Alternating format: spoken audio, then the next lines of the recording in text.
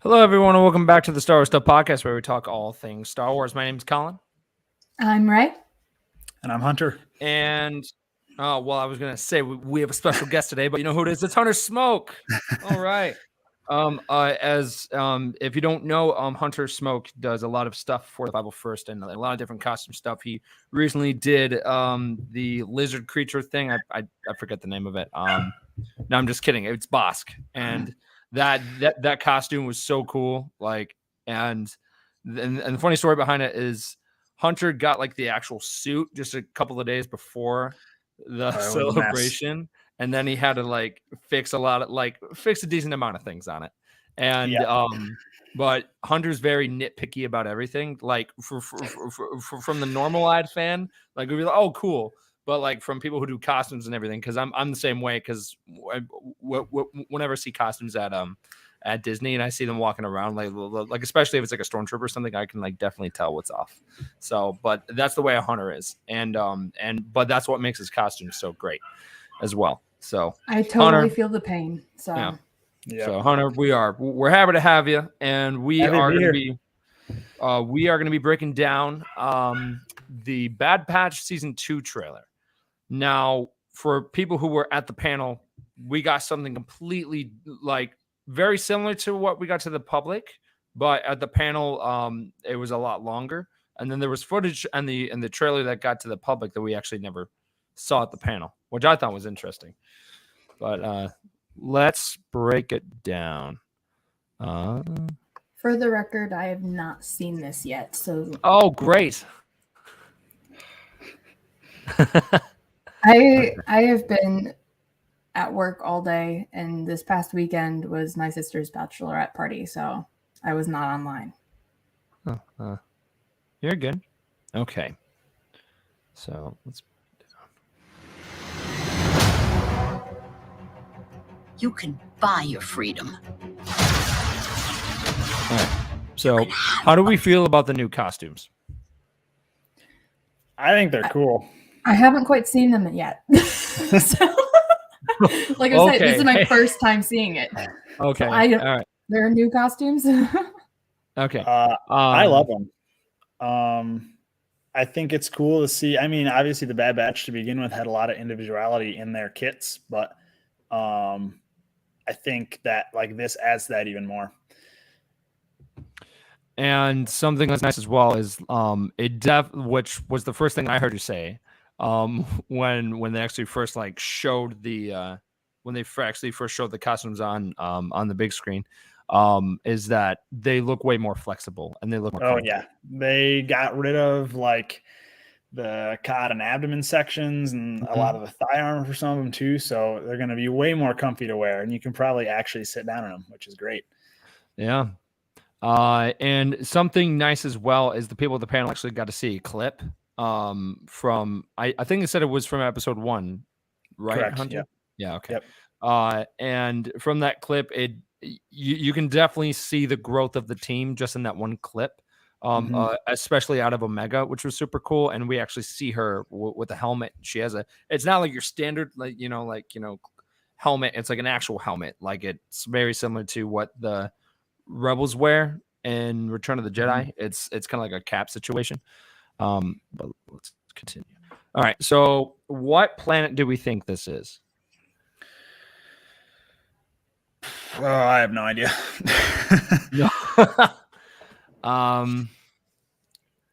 I'm guessing it's going to be another planet that we've never seen before. Yeah. I mean, they like to do that, and that's totally fine with me. I'm always down to see more.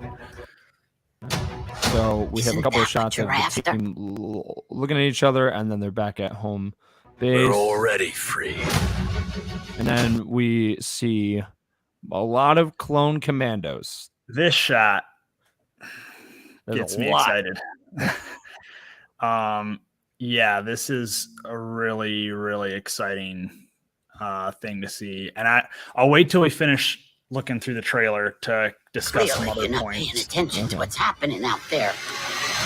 And oh my gosh. So the Emperor was something I was not expecting to see. Yeah, me neither. That was very surprising. That that was just like, oh, okay, cool. And then you also hear Ian McDermott's voice, so that means he's doing more stuff for the Emperor, which is cool. And not only that, he's most likely doing stuff for Andor, and we haven't seen him in Kenobi yet, but most likely we'll see him. So even though he died in Rise of Skywalker, this guy is just doing a lot for that character, which I don't think will ever stop. And then we see official gunships, and then we see some of that from what we saw from that clip in the panel, and then Commander Cody was back, which that was a huge crowd. Yeah. We'll take all the allies we can get. And then there's Gunji, which was a huge surprise to see Gungi again. And we see, again, I'm going to wait till we get done because I have a whole bunch of stuff that I want to talk about. Let's go. Yeah, so we are just kind of doing like the small breakdown here, but then we'll drop down into like all the details. But what do you think about those small ships that are kind of like circles flying through? It's a cool idea. And then we got this kind of upbeat theme. I don't know. Yeah, which is interesting. Yeah, because I was like, okay, are we in the Fast and Furious? Okay, so I like the new looks. Okay. I like that they keep their individuality with that. I don't like Omega's hat. You can buy your freedom. I'm with Ray. I do not really care for the new helmet either. You can have a future. I'm curious why they didn't give her an actual Isn't that helmet. what you're after? Well, I mean, where would they have gotten one? They would have had to steal it off Clearly, another you're not dead paying clone. attention to what's happening out there. We know It is time for the Ezra Bridger new used to do that all the time, so I don't guess. Yeah. But do we think so? They said that this season takes place after the events of the first one, where some time has passed, but we don't know how much time. But they're still using standard clone gunships, it looks like, unless this is a flashback and this is misleading. Yeah. Well, we see a bunch of footage with normal phase 2 clone armor as well. And that fell with that still kind of during that transitionary period between the Republic and the Empire. So I don't think it could be too long. I mean, you look at Omega and it looks like she's definitely a bit older. Yeah. So I don't know. I would say like maybe a year or so would make sense to me, just based on what we've seen. Because like obviously things aren't too different, but still enough that there's some character change and their whole situation in the galaxy has also shifted. Yeah. Well, I think you could tell by their armor, because is the armor a different build or just a repaint? There is a mix of both. So they have to have enough time to amass all new pieces. Right. And it's interesting too, because there's always that thing in Star Wars with people just sort of scavenging armor, or kit bashing other pieces and stuff. But it's so there's a mix of the old stuff and the new stuff. But the old armor has pretty much all been repainted on all of them. Which is really cool. And again, I think that's a thing that sort of shows just their situation changing in the galaxy. And you'll notice too, if you look at their armor, they've all gotten rid of their 99 motifs. So they're definitely changing character-wise and being like, all right, we're not Clone Force 99 anymore. We're trying to figure ourselves out here and what our new place is. I want to see more transitioning of the stormtroopers, and their excuse in the first season of the Bad Batch, the reason why they wanted to get rid of the clones was because the budget cuts is like the down term of what they were saying. And it's just funny because then they start keeping clones around as drill sergeants, like just training people. Yeah. And I just think that was just a bad move. I just think that was one of the worst moves the Empire could make. As a big fan of clones, I also think it's a bad move. But it will be really interesting too, because it's not like they just flipped a switch and wiped out all the clones. They just stopped producing new clones on Camino. So whatever clones that we see are going to be just essentially the leftovers from the Clone Wars. So I think you're definitely going to see a lot of, I guess you would probably say, distrust in the ranks between conscripted recruits as stormtroopers versus the older generation of clone soldiers. And that dynamic is going to be super interesting. And even still, with clones being in the Imperial Army, they're going to be questioning, like, hey, what's our place in this now? Because things are not what they used to be. Yeah. No, I think that we'll definitely see more of that transition, and then we'll also see different clones that we know, and maybe they question more of what's happening. Right. Because we know that Commander Cody definitely turned. Like, he did not get his chip out in time, because we know he tried to kill Obi-Wan. But now, and it's very yeah. Go ahead, Colin. Oh no, I'm curious of what that transition will be, of Cody being like, I didn't want to, but I had to, or because there are definitely clones that are just like, I'm happy that I executed Order 66. I forget if it's in this cut of the trailer or if it was in the one that we saw in the panel, but there's a line where they cut it so it seems like Cody's talking to Crosshair, but he says something along the lines of him questioning, like what's our place in all this? Like, is this really the right thing to do? And I would bet that we're going to end up seeing Cody question those loyalties too, and which way he ends up going will be really interesting. And I would also bet that we end up seeing some of that in Kenobi as well. With him being hunted down. Shoot, I think I would love to see, because besides Commander Cody, we know what happened to Commander Wolf, and we know what happened to Gregor.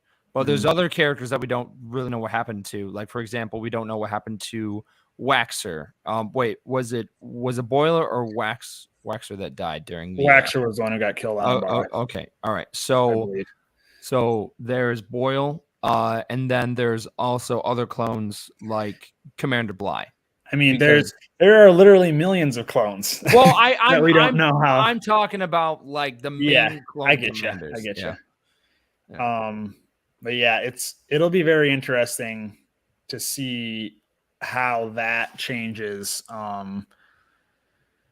as far as their whole role too.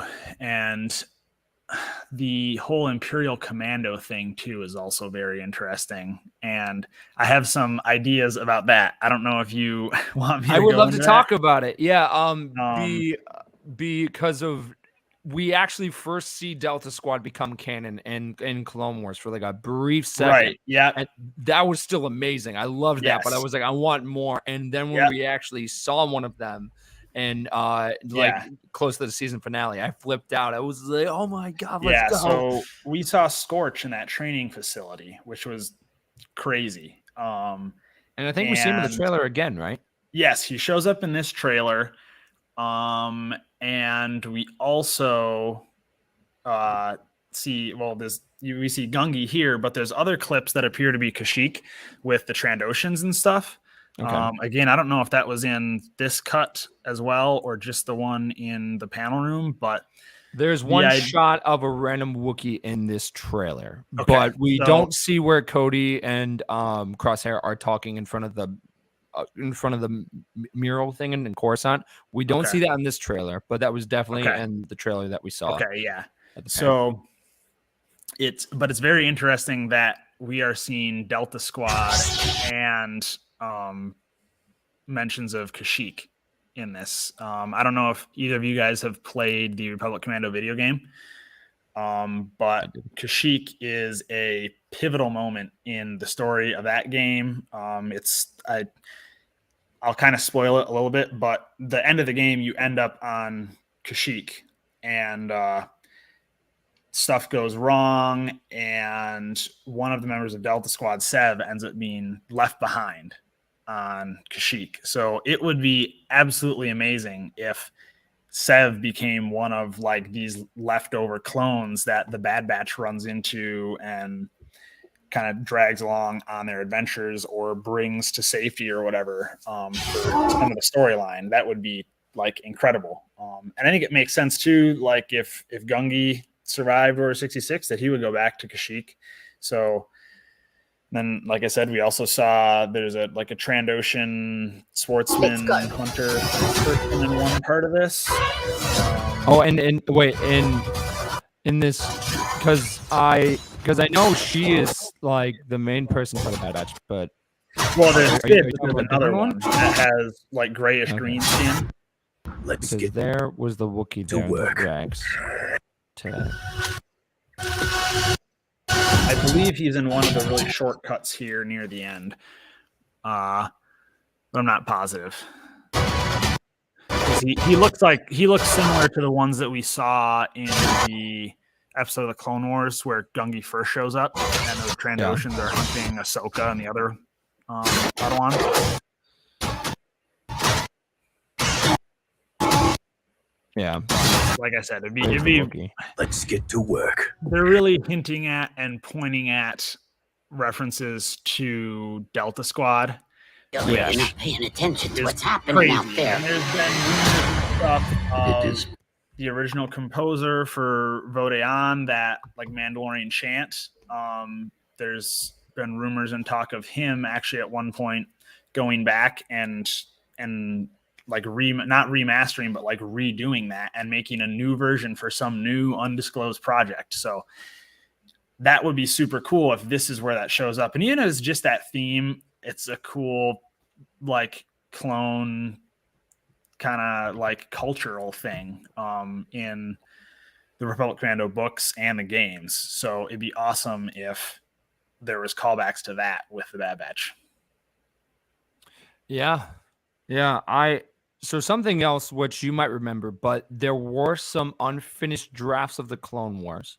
And there is definitely some animation of the Bad Batch riding creatures on Kashyyyk. And I think we might see that come to life. It would. I mean, it would make sense for them to pull from that. Yeah. Just like they did with the other stuff they pulled in season, I guess at the end of Clone Wars and then in season 1 of Bad Batch. Yeah. I just know if they do kill off Gungi, people will riot, because I remember being at the panel, bro, and when he popped on screen, I looked around and everyone was like, yeah. And I was like, I know that my girlfriend specifically, she just loves Gungi. And if anything happens to him, there's a lot of people who are going to be very upset. Is it Gungi or is it Gungi? I say Gungi. Has it been said? I think we heard it in the arc where we actually see him. I think it's Gungi, but don't quote me on it. For the people listening, is it Gungi or Gungi? Just say Hunter or Collins, right? Just someone say that, because I'm just curious. But seeing more Kashyyyk would be really cool. And just seeing that in Jedi Fallen Order was awesome. But just exploring more planets that involve the main trilogy and not the main trilogy, but like the main saga is really cool to me. Mm-hmm. And also Kashyyyk was first brought up in the holiday special. So how funny would it be if we saw like, oh my gosh, look, it is Lumpy and Itchy and Mala. I want to see an animated version of Lumpy doing his weird grin thing. Yeah. So all of that would be really cool. I think it's interesting that they brought in the Emperor. I'm curious of what that's gonna be like. I wasn't expecting to see him in there. I was really curious. It wasn't like a Rise of Skywalker type moment where it's like, wait, the Emperor's back. It was more of, okay, I guess it makes sense because it's the timeline. It makes sense. Yeah, we're all ready. That is a very interesting. Clearly, you're not paying attention to what's happening I feel like it has to be something to do with the clone army as a whole, or maybe even Omega. We know that the Emperor is always kind of keeping his hands in cloning sciences to keep himself going. And then obviously Snoke too. So it would be really interesting if that's kind of his motivation, because we still don't really know why Omega was a special project or whatever for the Kaminoans, but they still seem to be going after her. And maybe the person that conscripted them to take on that project is actually the Emperor. I would really like to know Omega's purpose. Like, yeah, they have a bunch of clones, but why mess with the DNA and make one a girl? It's very interesting. Like, she has to have, her purpose has to be something extra specific. Yeah. I mean, I would say there's the chance that she's trans and actually is a male clone, but the facial design is so different from all the other clones that makes me not think that's the case. So I don't know. I actually learned something recently, which I didn't know was canon, but there is an actual clone called Sister. And Sister she's in is Queen's Hope. Yeah, I didn't know that was a thing. I brought it up on the podcast a while ago. And that is what Brooke told me too. And I was like, I didn't know. But she's trans, and she goes by Sister, and then she was under the command. She goes by goes by Sister, so everybody knows that she belongs. Right. Is what the quote is in the book. And they could definitely go with that in the show as well, with Omega being that of being trans. And but we don't know. We really don't know anything. Like some questions were answered. I just want to know something. Yeah. She's just kind of there, Everybody loves her, but she's still just kind of there. Also, she's blonde. Yeah. There's got to be something. I feel like there has to be something else thrown into her genetic makeup or whatever. Yeah. And I mean, I know she is like, she's the Omega, the last clone. So I guess maybe the template was just worn out enough that there's like mutations or something. Or they went the Jurassic Park route and they just were like, why not? Yeah. And if we're talking about Jurassic Park, Jurassic World comes out this weekend. I'm just kidding. No. But off topic. No, but something else that I'm excited about that comes from this trailer is we saw a decent amount of big reveals in this. So Cody, Gunji, the Emperor. But if you remember from Bad Batch season 1, we did not get any big reveals from any of the trailers. And I'm kind of excited to see what surprises and what cameos that we might see in the show. Because at this point, there's a lot of characters going through a lot of different things in their lives. I don't think we would see anything with Obi-Wan.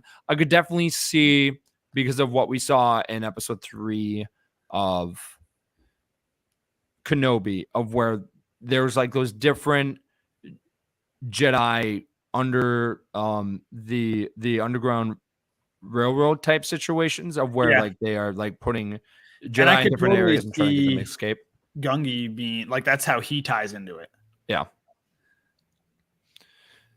So I'm hoping we definitely see more of that.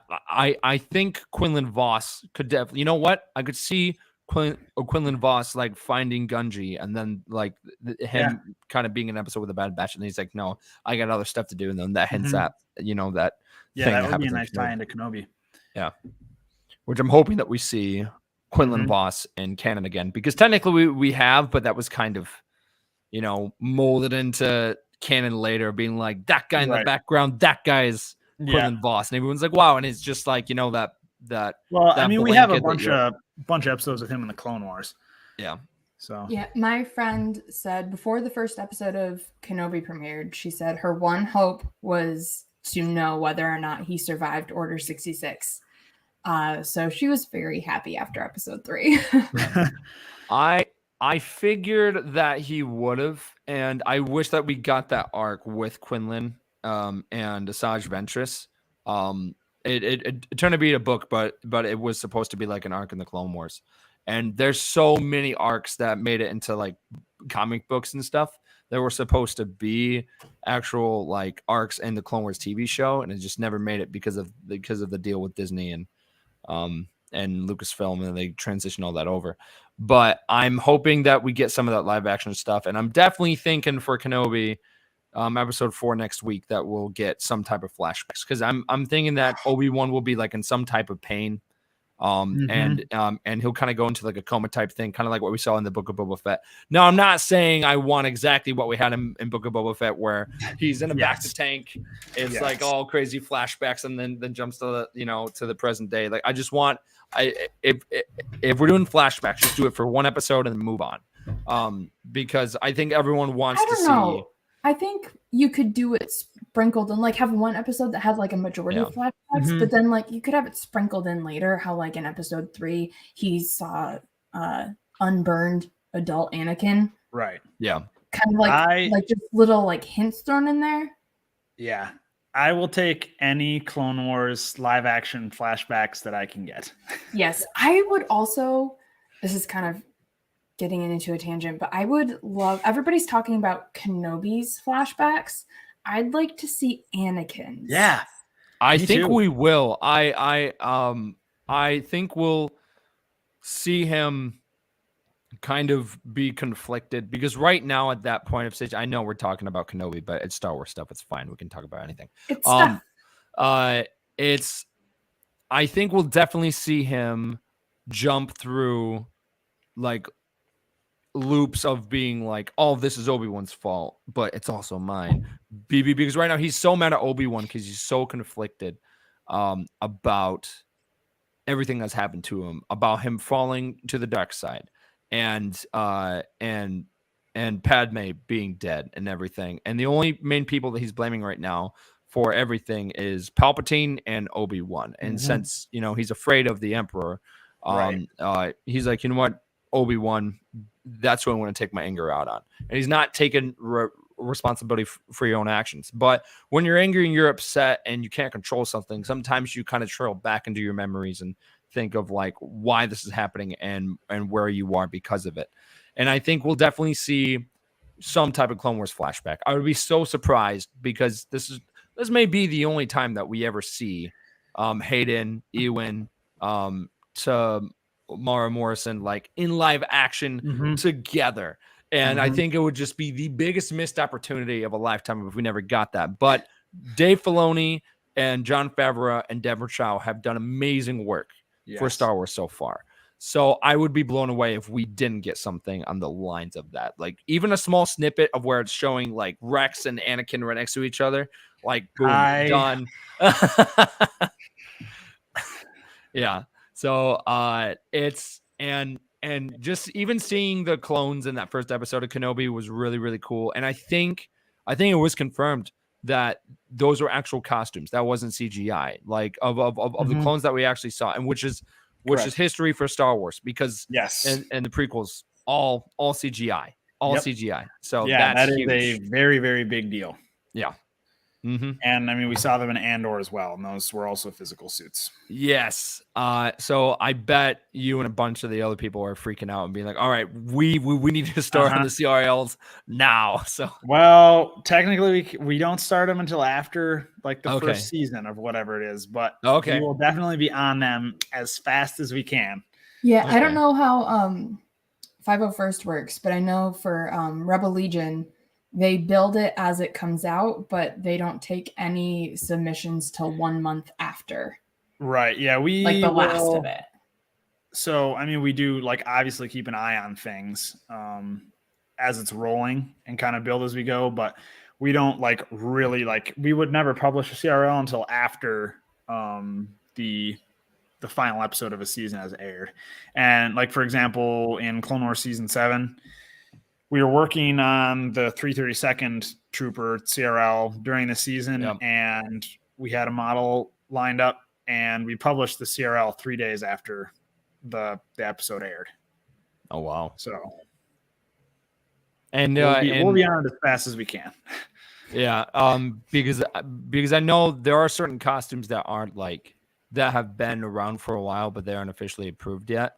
And I think like what Ahsoka from season 7 is still not up yet, right?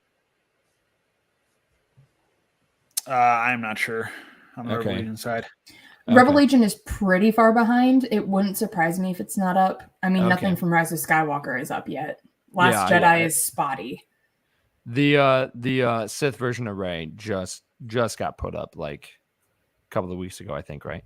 I think actually like a few days ago, and it's not 501st. It's a separate. It's it's going to be 501st. They're just waiting on some like logistical things to get it posted. I believe that's as much as I've heard. It could have been updated, but yeah, that's like happening currently. Dark Rey will be approvable. Okay, so we see now going back to Bad Batch season 2 of the trailer. We see Omega. It looks like it is in the room of the Senate, but I don't. This is something we've never seen before, and we could definitely see that transition of the Senate looking differently because there's either it's a hologram or it's like an actual screen, but the Emperor is like in his thing, and in the background it shows Camino being blown up. Now, why do you think they would be talking about that in the Senate? I think it's kind of an Imperial propaganda thing. Okay.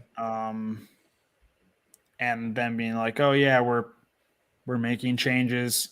We're going to have, or we're like stomping out all remnants of the Republic to form this into the new Galactic Empire.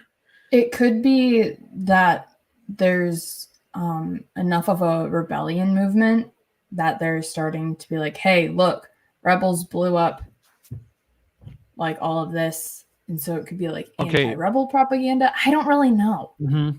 But it's got it's going to be propaganda.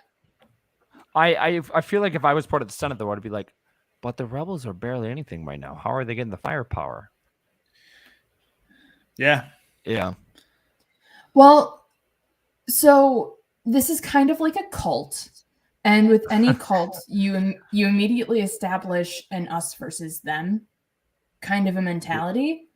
They could be trying to do that early.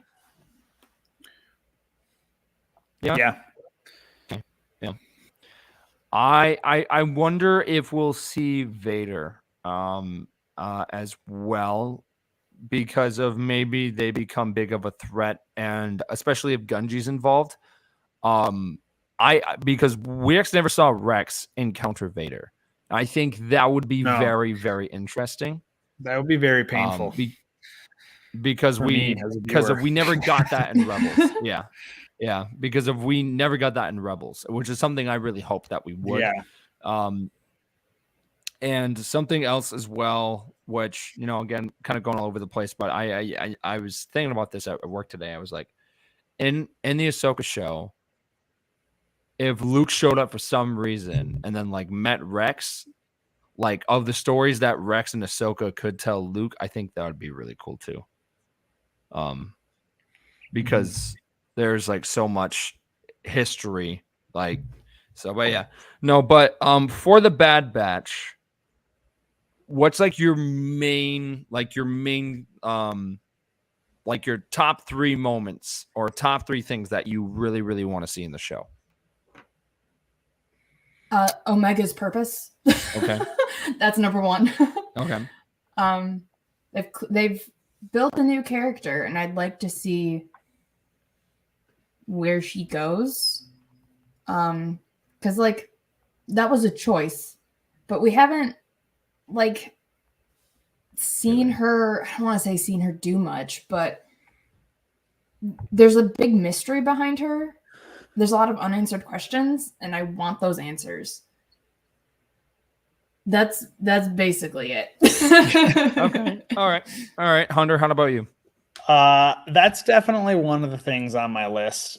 Who cares about the plot, man? More clones. I'm just kidding. No. I mean, yes, kind of. You know me. One of the things that I would like to, I would love to hate to see it, but Rex encountering Cody again. I think that's gonna happen. I think it's going to happen too, yeah. and it's going to be very painful.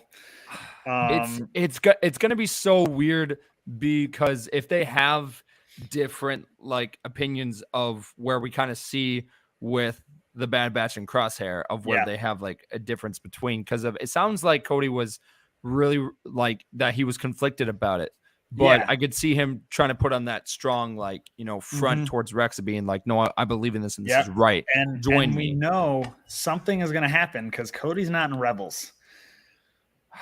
So something traumatic is going to happen, and it's Star Wars. Something traumatic has to happen. Dave is going to make it hurt, per usual. Now, remind me, does Crosshair have his chip or not? That's very ambiguous. Okay, because he said he didn't, right? Yeah, he said he could be lying. He didn't. True, but he said he doesn't have it. There was also the scene at the beginning of Bad Batch season 1 where they have him in that like CAT scan looking machine. Yeah. And they're like cranking up the volume to 10 on his chip or whatever. Yeah. To make him more aggressive and loyal to the Empire. Which that's, I guess, I don't know. Maybe they're just scanning it. And then right after they scanned it, they took it out. I don't really know. But it's very ambiguous at this point. Crosshair has said that he doesn't have it. It could be that they like cranked it up to an 11 and like they told him they had removed it. Yeah. So he thinks it's gone, but it's actually still there. Yeah, right. I could totally see that happening. So yeah, that is another thing that I would really like answered. And also any Delta Squad content, more with Scorch. Or if we see Sev on Kashyyyk, I would be a huge fan of that. I think that was 4 things on my list, if you count Omega. Okay. But that's okay. Do you think that if we do see Delta Squad there, do you think some of them will be divided? Yes. And then, yes. Yeah. I mean, we already know that Scorch is there training Imperial commandos. Yeah. So that's a very interesting, like, I mean, it's basically going to be like the Bad Batch. There's going to be people who were left behind and divided because we don't see Boss or Fixer. No. Sev. Or not Sev, sorry, Scorch. Scorch, yeah. Sev is, in theory, I mean, I guess it's technically not canon anymore, but MIA at this point. Yeah. I want to see... So the thing for me is the whole thing with the surviving Jedi at this point. I think Gunji is a great character to bring in, and especially if they end up going to Kashyyyk and everything, because of there are other Jedi that we know that are alive that could definitely help in that situation. And I think if Quinlan shows up and maybe he has a character that we haven't seen in a bit, that would be really cool. I'm just trying to think of all the surviving Jedi at this point. We know that Kanan is technically... I mean, I remember watching that first episode with Kanan, as a kid during Order 66 and everything, and they didn't even attempt to make his voice sound younger. And I think everyone could tell that. So if they do bring him back, maybe make his voice a tiny bit more lower, because at that point he was like 15, 14, something in the lines of that. And he just sounded like full-blown adult. Dude, he sounded like full-blown Rebels Kanan, full out puberty. And I was like, all right, man, like they didn't even attempt to like lower his voice or anything. You mean raise his voice, right? Yeah, like because his voice would lower with age. Oh, lower. You know what I meant. You all know what I meant. But but I would love to see more surviving at this point. And I think Cal Kestis would be... That would be dope. Yeah. And I'm really hoping he shows up in one of the live action shows more. I think it would be great if he showed up then. I think season 1 would have been perfect because they actually go to Braca, and at that point in the timeline, he is on Braca. So that would have been really cool to see. But more surviving Jedi and maybe more flashbacks to Order 66, I think would be interesting to see, and maybe seeing Order 66 from Cody's point of view and like him like snapping. And no more Order 66. No. I know it's painful. Hitting us with it every show. Just hammering that in. The reason why that I would like to see Cody's perspective, because I wonder at some point, like he slightly snaps out of it and he's like, what just happened? Because we later hear Rex saying that some of the clones like came out and said that they had chips in their heads. And I wonder if Cody is one of those people where he was like, I didn't want to, but I had no choice. I was forced to. Because I think that will definitely play a big part of the show, at least the arc of it, of where Rex and Cody have that conflict. But if it ends up, man, it's really sad to talk about, but if it ends up, Cody's very fixed on the way that he is in that position, and Rex and him have to have a shootout, that's definitely going to be heartbreaking. So hopefully it doesn't come to that. Yes. Yeah. Very heartbreaking. I'm sorry. But I love, I mean, it's kind of sad to say, but I love how more darker and grittier Star Wars is getting. Because we've always focused on, of the kind of the lighter and happier side of Star Wars. Not saying that it like all Clone Wars and Rebels was happy, but it just seemed more lighthearted. But now Kenobi is a sad show, man. Oh, dude, it's really sad. It's really sad and I know this week's episode is definitely gonna maybe have a couple of people crying, because I can just see of the flashbacks and just all of the actors coming back to these roles, and then playing these characters during a very, very dark time in the characters' lives. I think that's not just sad for the characters, but sad for the actors as well. Yeah. And I have a lot of feelings, especially from that third episode. It gave me a lot of feelings. Oh, yes. I cannot believe half of the things that happened in that episode because it was on Disney Plus. Because of for those who haven't seen Kenobi, I would go watch it. If not, I'm sorry about this, but here's your spoiler warning. Yeah, there you spoiler. Go.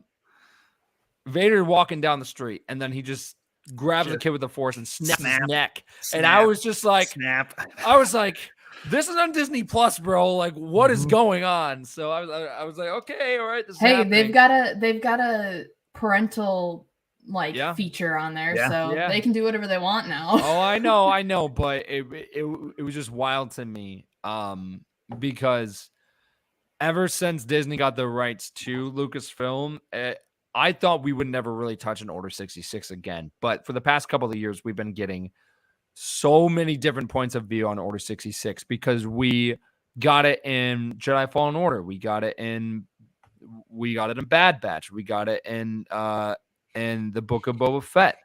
And now in Kenobi. So it's just it just keeps on going. So I don't know why, but I feel like every show that we get going forward, we'll get like a small like a different like side of Order 66 or just something on the verge of it, because I don't know if they want to keep reminding the audience that this is a very dark time. We remember Order 66. Dave just wants to make sure. Yeah, I guess so, because they just keep bringing it up. And I remember when that first season, when the first episode of Bad Batch came out, and we just dived because of, no joke, as soon as I saw the clones and I saw Caleb like slide down the hill in the snow, I was like, oh no, this is not going to be good. And then sure enough, like it happened. And at Celebration, when we were all in the venue watching it, and we see those little younglings, everybody just went, no. I was fearing because I got to see live action clones, but I thought, but at what cost? Yeah, it's just so many of them already died. I'm used to it at this point. I've seen Revenge of the Sith too many times. I thought,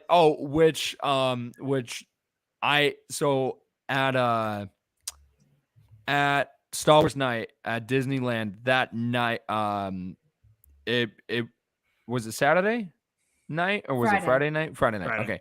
So that night at Star Wars night, I actually ran into Jet Lucas, which is the adopted son of George Lucas, but he also played a Jedi that got killed in Episode 3 by a bunch of clones. Yeah, and I remember watching it of Kenobi and that first opening scene in Coruscant and thinking to myself, because I saw Coruscant in the background and then I started going into the temple area. I was like, are they really going to leave off of where Anakin was about to like take all the younglings down? And I was like, there's no way that they'll show that because that was just horrifying. But then it ended up being a different shot. It was still horrible, but not as horrible as Anakin going full out at it. But I think the Bad Batch is because since the characters are more established now and that we know their story, I think we're gonna get more character growth, but more insight of the Empire in their prime, why the Empire is the way they are. And I think we will kind of get into more political stuff because the Emperor, being in the Senate, I think that's a big thing. Because I think we'll get more of a insight and more lies about, of him saying why all of the Jedi need to be still hunted down and why his control in the galaxy is essential and not to be afraid or something like that. But I think seeing the Empire in the prime is pretty cool. And I think the beginning of the Empire is fascinating. And we'll definitely get that in Andor, which is crazy that we are getting that and more live action clones and everything, which Hunter, do you ever think we would get maybe a spin-off or something that is like a live action Clone Wars series where it's not mainly focused on, because of you have Visions, right? And that's a great show where it's like kind of got different stories. But how about like a show where it's just called Clones and it's just live action and then it's just different stories from different clones? If we got it, yeah, it would not be with the Clone Wars characters that we know and love, at least not the Jedi. Yeah. Because just with the age of the actors, that opportunity is past. So if we did, it'd be something like the Tales of the Jedi thing that they're doing, where it's like little short snippets that aren't necessarily like from the direct Clone Wars storyline, but are tangentially related in that time period that maybe have to do with some side character or someone that we need more backstory on or something like that. Yeah. Because how cool would it be to like get like a show which is like a live action show and it's just called Clones or something like that, and then it had some clones that we knew a lot about, and then some that are brand new clones that were added to the canon timeline, and there could be an episode of where it is Commander Wolf and we see him get his scar or something from Ventress, and then we see the Plo Koon. It would be like, whoa, like because we me, I am all for any Clone Wars era content. So boom, Lucasfilm, listen to this, a live action show, and if they want someone to build clones for them too, I will quit my job. Yeah. And then it could just be like different. It could just be different stories and of clones, of just different clones throughout the Clone Wars. And it wouldn't have to be any of the main clones.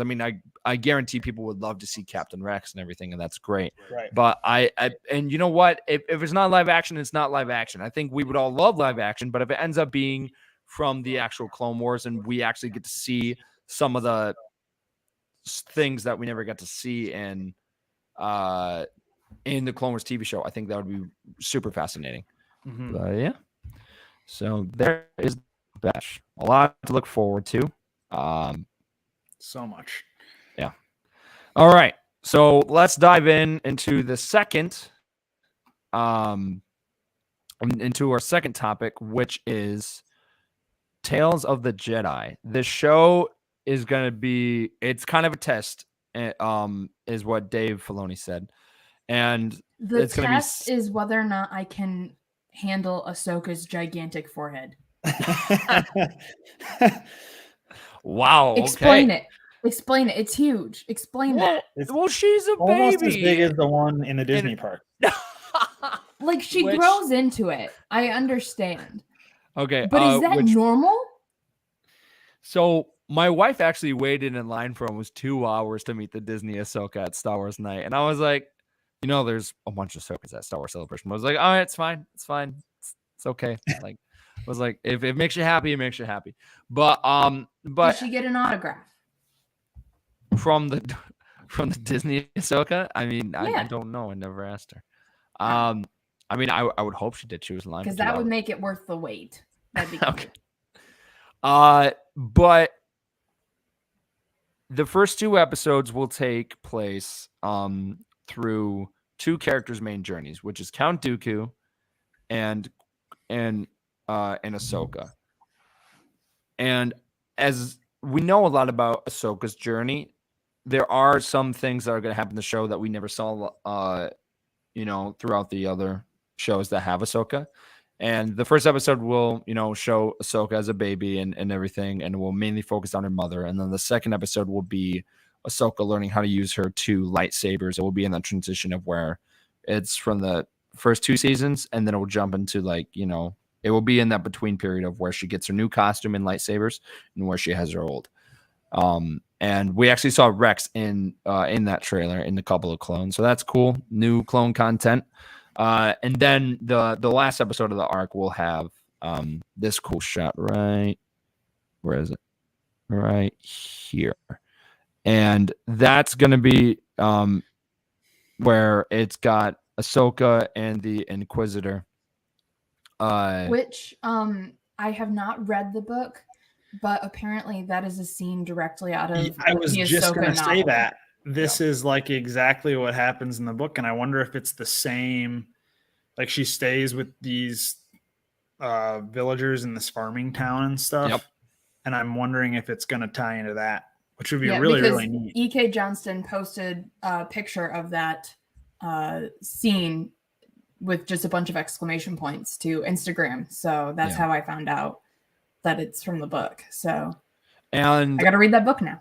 and I think it's going to be really cool because we'll probably see her turn the red crystals into white, which was only seen in the Ahsoka novel that came out back in 2016. So that would be very, very cool to see like on screen. But like I said, I'm more excited for the Count Dooku stuff because Count Dooku's story is very interesting. And there was a deleted scene in Attack of the Clones where Joe Costanu kind of explains, to Obi-Wan, which Obi-Wan kind of knew at the time, but not really. But the audience really didn't know who Count Dooku was at the time. But it explained why Count Dooku left the Order. And this show is going to definitely explain why he did. And not only is that great for the audience to see, but we also get to see Qui-Gon Jinn again as his apprentice and a young Mace Windu too. But the great thing about Qui-Gon Jinn is that he's actually Liam Neeson is coming back to voice Qui-Gon Jinn, and then his son is playing the younger version of him. So we'll definitely see Count Dooku bend the rules throughout his time as a Jedi, and then we'll see why Qui-Gon was never on the Jedi Council, and it's because him and Dooku thought in a very similar way, but Count Dooku leaned towards more the dark side when Qui-Gon Jinn knew that he couldn't go that far. And I want to see more of the younger versions of Jedi because in the trailer that we got, we also see Yaddle. And No way. Yeah. And I think that we'll well. definitely see younger versions of different Jedi Council members. And one Jedi I would like to see in action, I don't know if we'll get to see in the show, would be Yarael Poof. He's the guy that kind of looks like a Q-tip. Like he has like this white head and It's a good way to put it. Whoa, no, seriously. Yeah, no, like it is a very good way to describe how he looks. Yeah. He's less hairy. Because in the fleshy Q-tip. Is that the one with the volcano head? No, that is Kai Aurimundi. Yadi Mundi. Yeah. But Euro Poof was this here. I'll just pull up my phone. But pull a picture because I can't visualize.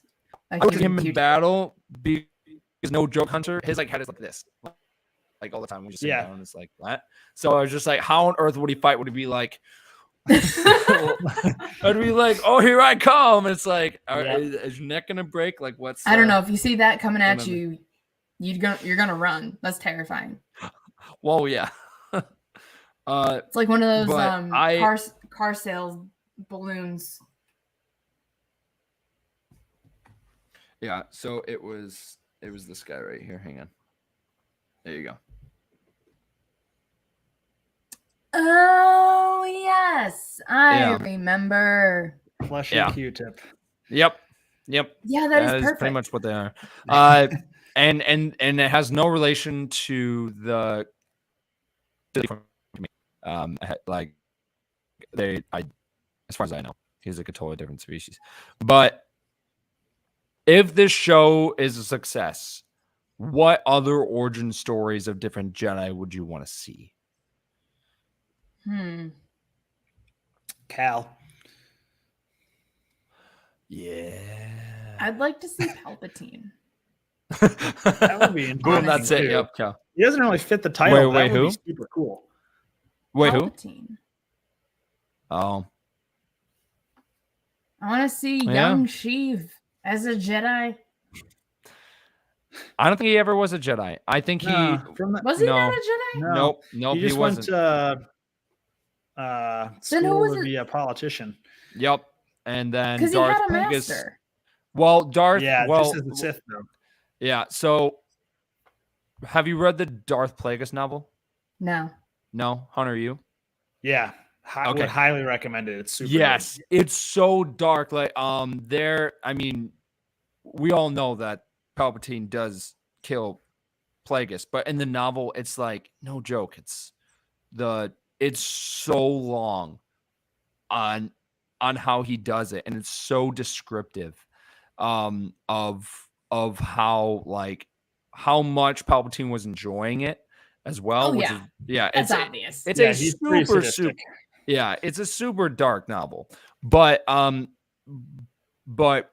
was pretending to be a politician, and something else that we know is that Plagueis was actually alive during the events of the Phantom Menace because he actually tried to meet Anakin, but he just missed him by a couple of minutes because if he actually got to meet one of Padme's handmaidens. And she was like, bottom line, she was just like, oh, you just missed him. And then he's like, oh, drat. Like, oh, darn. And then, he went back. Is this a deleted scene? No.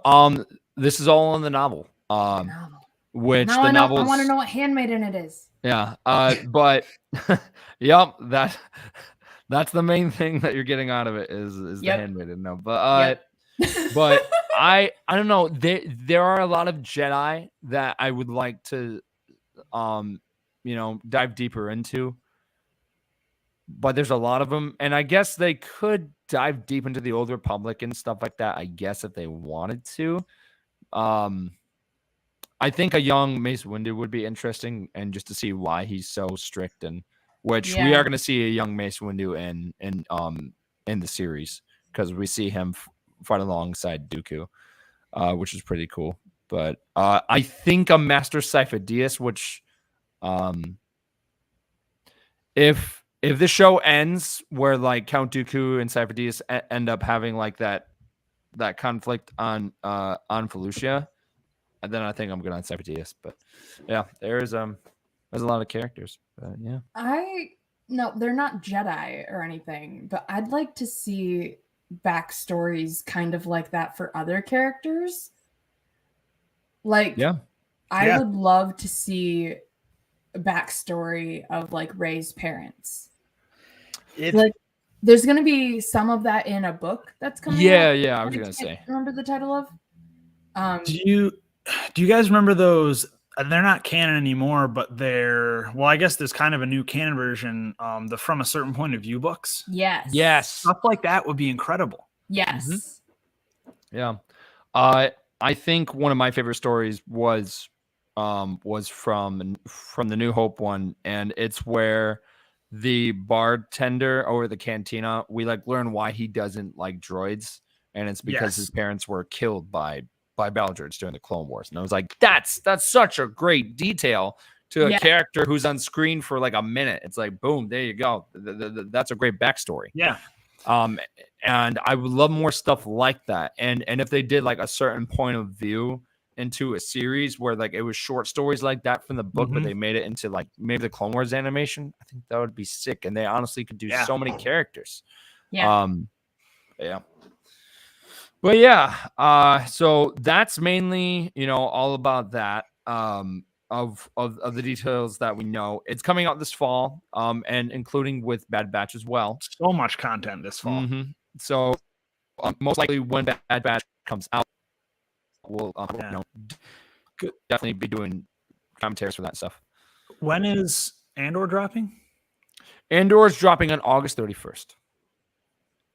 I've got the timeline right here. So soon. So yeah, I know. So we have the Lego Star Wars Summer Vacation thing. It's where they go to the Halcyon. That comes out on August 5th. Andor comes out on August 31st, which is the weekend of Dragon Con. Back up to the Lego one. What era characters are we dealing with there? Is that sequel characters?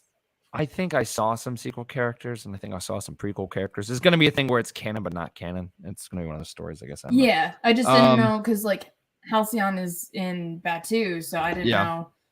I don't know. We'll have to see. I didn't know what era characters we would be dealing with. Yeah. Okay, continue. Sorry. And then the Bad Batch is coming out on September 28th, which is just a month after, shortly a month after, and then later that fall we're getting Tales of the Jedi. And then later this year, we're getting Star Wars Hunters, which they actually had a booth at Celebration, and I actually got to play that game. They either have it for the Switch, or they have it for mobile, and it's actually a cool game, and there's a lot of customization in it. I think they said it was going to be like $6 or $7, and then you would have to add, buy upgrades and stuff. And I was like, cool, whatever. And then there's Mandalorian Season 3 comes out in February. That's also exciting as well. And then you have Star Wars Young Jedi Adventures, which is like a kids show essentially, and it's going to be on Disney and then also on Disney Plus. That comes out in spring of 2023. And then there's Visions, which Mason and a couple of people that I know are excited for. How do you like the first season of Visions, Hunter? I liked some episodes a lot. Yeah. There are others that I was kind of like, that's weird. There's some that I really loved. I really loved the first episode, especially. That was my favorite. They actually made a whole novel about that too, which I thought was a great call because of that first episode just had me on the edge of my seat. It was like, that's sick. And then you have an episode of where like it's like twins and someone's on top of an X-Wing, like riding like a surfboard, and you're just like, what is going on? Like, what is this? Right. Yeah. And then Ahsoka comes out in 2023 as well, so it's probably be shortly after. It will be shortly after Ahsoka, and then we get Jedi Survivor, Skeleton Crew, and then we get the new Star Wars movie coming out like later that year. So and then that would be like the first Star Wars movie in theaters since Rise of Skywalker. And that's going to be Taika's, right? Yes, which is very interesting because, again, we know nothing about it, but I guarantee that we'll probably get our first trailer, our first look at it at Star Wars Celebration in London. Now, it sounds like some of our podcasts will be going. I know Hunter was kind of getting talked into maybe going because I saw you looking at plane tickets. Are you actually thinking about it? Yes, I am seriously thinking about it. Right after it was announced, the hotels and flights were still relatively cheap. They've gone up a bit now. Yep. Which sucks. I should have jumped on it right away and just locked it in at that rate, and then I could have canceled if I wanted to. But we'll see. I'd like to go. So as of right now for us, it sounds like David and I are going. Sweet. And it sounds like James is going too. That's probably awesome. Wouldn't bring a kit. I would probably bring Anakin, and that would probably be the main thing. Right. If I went, I wouldn't bring full set Anything? of armor. I'd bring something. It'd be at least Han. Yeah. Well, hey, dude, if you want, I could also bring Gar and Malta again. We could go. Yeah. Yeah. Honestly, I could probably bring Bosk. We could also do Imperial officers as well. Do you remember the comic book series Tag and Bink? Yes. Yeah, dude, we could do Tag and Bink. We could. Oh gosh. Yeah, but yeah, no. So I think London would be great because we would definitely get, not only like the future projects that we don't know about, but we would actually get more of the movie stuff, which I miss the movies because I remember being at the panel for Kenobi and when we got to see the first 2 episodes, and Christian was like a kid, bro. Like I was sitting right next to I looked over and just seeing him just see the audience, and then seeing the actors go on stage, I was really happy for him, Ray, and Matt, because it was their first celebration that they've ever been to. I know. I had some friends who got into that as this being their first celebration as well, and that's like such a cool thing to do. To have your first foray into Star Wars Celebration is the Lucasfilm Showcase panel and then a private screening of Kenobi. That's just amazing, and it's so awesome that I had friends who got to experience that. Yeah, I'm super glad I got to go to Celebration this year because I will not be going to London. I cannot do that flight. Yeah. It's honestly not as long as I expected. No. I could barely do the 4-hour flight to California. It's a 9-hour flight. I can't sit and not be able to move my legs for 4 hours. And then I'll do it many for hours Star it is Wars. to London. Yeah. Boy, you'd have to pay me. But my biggest thing was that I bought my thing for the Kenobi panel, which I was, I was conflicted about doing it, but then I was like, you know what, I need to go to this panel. I feel left out, and I'm glad that I did it. But I really hope that they change that for London, because I think the numbers will be smaller. I don't think their numbers will be as big as Anaheim or Chicago or that's a nice comment, Ray. Look, wow. I rock. Thank you. Yeah, but Hunter, you suck, bro. I'm just kidding. No. I guess you're right. Yeah. No, but I'm hoping that they don't have the lottery system for London, because this is something that we did talk to about someone in line, and this guy flew all the way from India and he got no panels, and Hunter didn't get into any panels, and some friends were nice and we're like, oh hey, here's one for Bad Batch, and that's great, but I think there's got to be a different system, because there are people that fly across the world and then get there and they're like, nope, you're not getting into the number one panel. It's like, yeah, there's that, and then also because I was on a media pass, I also got nothing either. I couldn't put in for panels or even like the Funko booth. No. So yeah, that sucks. That was really like frustrating for me. Yeah. Thankfully, the person I was rooming with got into the Lucasfilm Showcase and didn't want to go, so I was able to get in with their pass. But yeah, so I mean, hopefully that you would think that the media would be able to enter, not that they would get like special treatment or anything, but like have an equal amount, like an equal chance to get in. Yeah, but Hunter rocks, but Colin can only rock if Max Rebo is around. Hey, you know what? I haven't mentioned Max Rebo this entire podcast until it's impressive. But I am very happy seeing my artwork on your wall behind you. Yeah, I know. Oh yeah, right. Hang on. Yeah, so I got my own right here.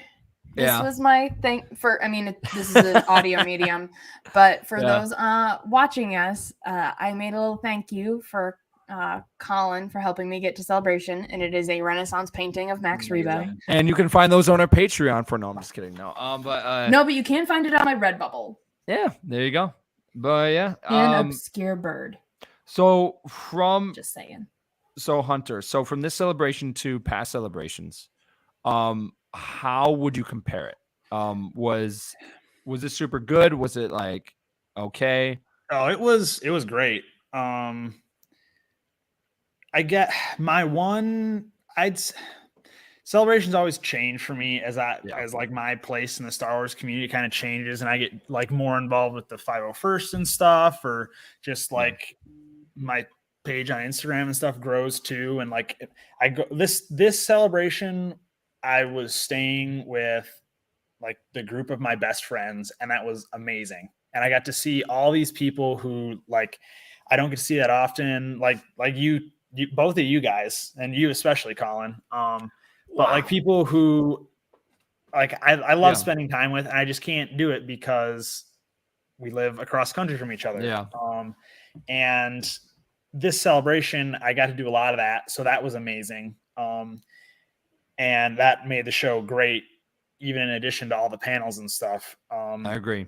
I will say the one thing about this celebration that was kind of disappointing to me, in comparison to Chicago, was that they didn't stream the big opening panel. So like the first day, we got up early and got in line to try and go get in the standby line for the Lucasfilm Showcase panel. We felt so bad for you, bro. And yeah, it sucked. And I think I saw maybe like 6 people walk from the standby line to get into the panel. And there were a lot of open seats in there. Yeah. I don't get it. Like at least you could have fit 20 more. And so the other thing was too, you had to get that wristband to get in. Yeah. After a while, the guy giving out the wristband stopped scanning QR codes, and people were just walking up and getting them and going in. Yep. Because Hunter, no joke, like Christian and I saved you 2 seats. Like I know we had 2 seats right next to Christian, and then I had 2 seats right next to me. Yeah, we were so bummed that we didn't get in. So right after that, we ran over to the Star Wars show stage, because in Chicago they streamed all the panels right there. Yeah. And we got there, and they're like, "Yep, broadcast starting at 12:30." Nothing. Yeah.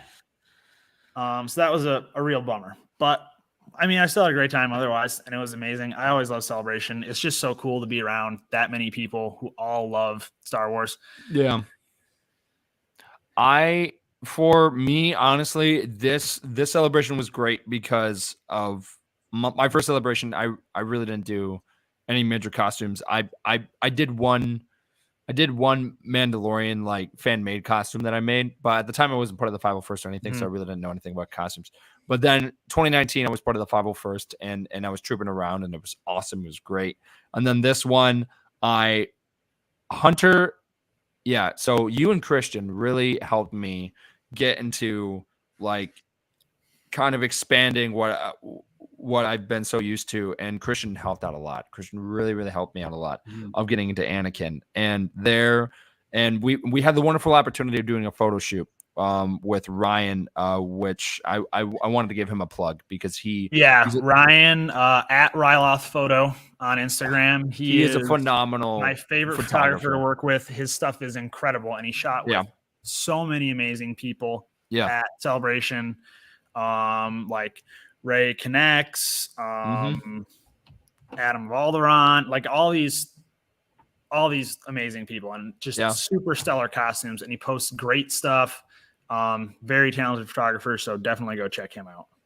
Yeah, we Star, Comet, and I did after you guys left and you guys did your thing with Ewan. Her and I did a photo shoot of just her and I, like of just different parts of the convention center, and there were parts that look like Coruscant. So we definitely have like a bunch of pictures coming the way, which I'm really excited about. But that was so cool, and it will be a memory in my book because the first time that I trooped, I was a stormtrooper, and I was trooping with a friend, Scott Rosema, and I think it was Al Tong or someone else, but it was two.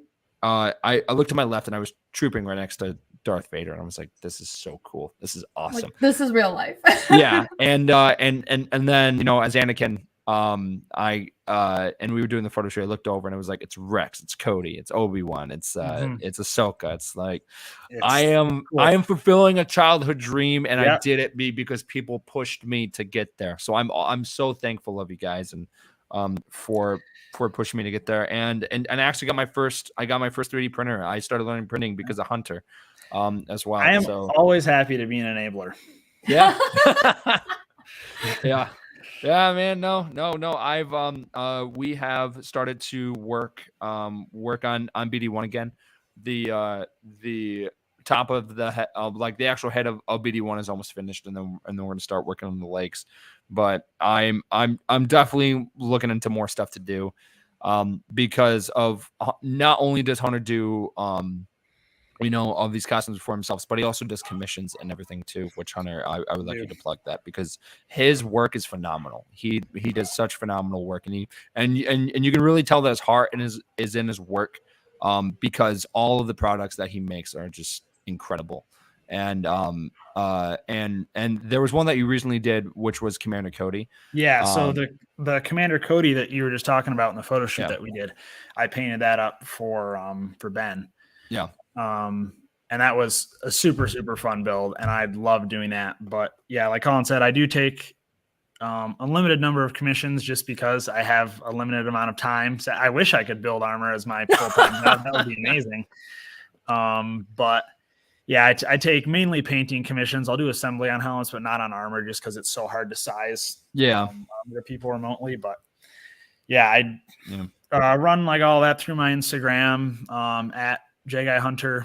But yeah, it's fun. I love doing it, and it's fun even just like getting excited about the photo shoots and stuff, just sharing what I love about Star Wars with other people and getting excited with them. And that's great. Like it's kind of like that same feeling from Celebration that I just kind of try and chase all year round by getting excited about Star Wars with other people. But yeah. And honestly, that's honestly how we feel in the podcast, because every week we get to do it. So we definitely want to have you on more, man. We definitely want to have you I would on love more. to do that once my internet gets more reliable.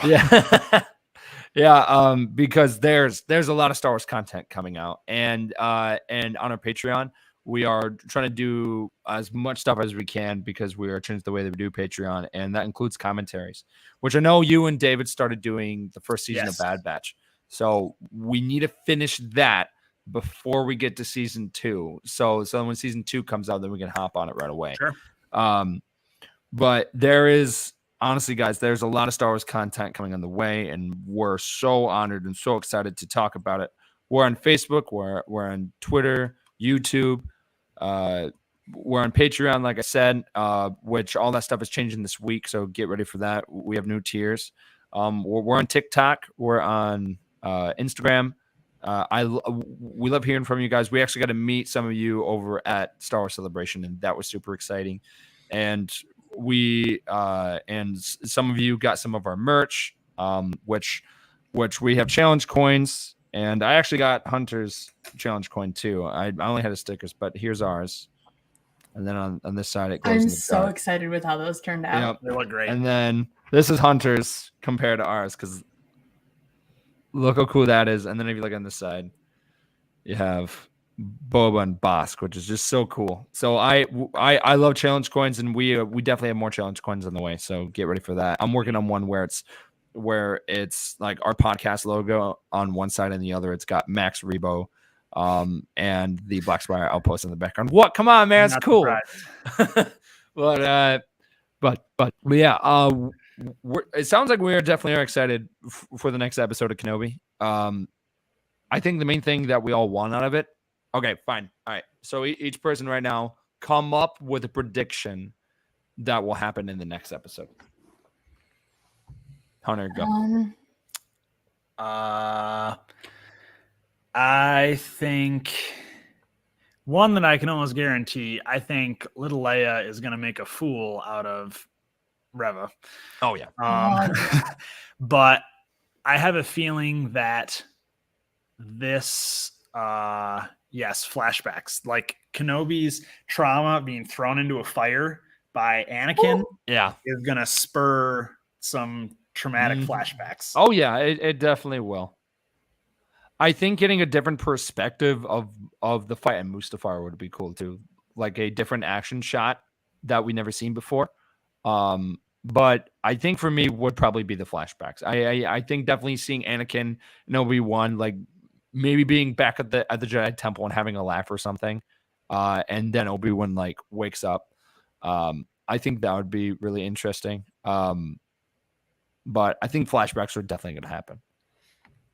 If not this episode, then by the end of the season. But I'm really hoping it happens in this next episode because Obi-Wan's just going to be in pain. And when you're in pain and you end up going to coma, like, most likely you'll be going through memories. So that just would just make sense of me. But Ray, how about you? I don't know. I like this comment that just popped up. Vader reminded of Padme again. I think we'll get a lot of flashbacks in this next episode. And with that, I'm really hopeful that we get like Vader's flashbacks. So I don't think we would see any new footage of Natalie Portman. But I would love to see bits of Anakin peeking through in Vader. Yeah. Because just seeing him in that village where he just snapped a kid's neck just because he could, he seems completely gone. So I don't know if Anakin is completely gone, if he's completely evolved into Darth Vader at this point. Because like you see Anakin come back like when he's about to die, like with Luke. So I don't know if it like flickers in and out, if it's an evolution. I'd like to figure out more about that. Yeah. Yeah. That I wonder if, because Leia reminds Obi-Wan so much of Padme. I wonder if Vader's going to see Leia at some point and there's going to be a little flicker of that in Vader as well. And then he's going to kind of snap out of it a little bit. Yeah, but like you almost wonder how much they would do because Vader doesn't know about Leia being right. Like it'd just be kind of seeing her in passing, I guess. Yeah. Because of I feel like Vader has definitely met Leia before the events of A New Hope. I mean, because of she is part of the Senate. Right. If like, not met, at least to know who each other are. Yeah. But not the significance that they have to each other. Right. But again, something else that I would like to explain by the series is why did they have Luke keep the name Skywalker? Because of all over Tatooine, he was known as Luke Skywalker, not Lars, like Luke Lars. Like he was known as Luke Skywalker, and I'm wondering if that's a plot hole that will be filled. Because I'm not sure. Which we talked about this on maybe 2 podcasts ago, where the old canon actually was that Owen and Obi-Wan were brothers. And in the Return of the Jedi novel, it was revealed that Owen and Obi-Wan were brothers, and that's why they did not get along. Could you imagine if they made that canon? Well, the reason why that we were talking about talks about his family in the last episode. Yeah. So that would be an interesting reveal because I never knew that until we were talking about it, and Dave was like, "No, it was there in canon at some point." I'm like, "Really?" And then he pulled it up. So I think that would be interesting. But yeah, guys, there is so much content coming up. We can't wait to talk about it. Tune in on Wednesday for our trailer breakdown of Kenobi because I guarantee it's going to be sad. So if you can, I would bring some tissues too, because it's going to be Good tragic. thing I'll be at work and I don't have to talk through my tears. So with that being said, from Colin, I am Colin, from Hunter and Ray and myself, may the force be with you always. Always. Da, da, da, da, da, da, da, da.